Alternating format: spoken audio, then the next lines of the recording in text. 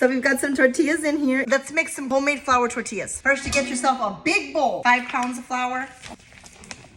Baking powder, totally optional. Sometimes you add it, sometimes you don't. If you want your tortillas to be a little more on the fluffy side, you add a little bit. If you don't want them to be fluffy, don't add it. I'm gonna add just a little bit. Salt. I'm gonna go with about 2 handfuls. If you're not sure of adding salt, add less. My dad used to say, taste the flour.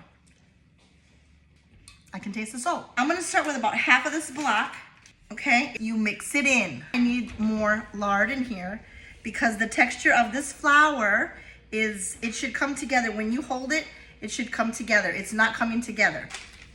I'm gonna show you what I mean about the flour sticking together. When you hold it, see how it stays together? It doesn't fall completely apart. That's what you're looking for. So now we're gonna get some hot water. I'm not gonna boil the water. Actually, when I was taught to do this, those women, they boil the water and they put their hands in it, you know? You come out with like red up to your wrists.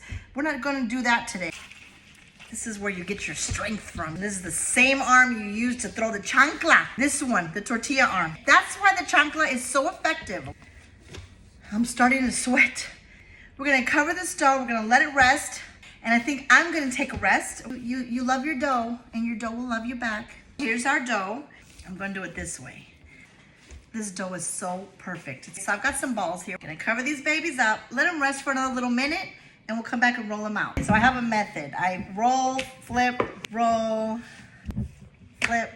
It's not perfectly round, but it's a tortilla. Okay, this is what you want to see. You want to see your tortilla puffing up. This is going to be mine. And this is my first test tortilla.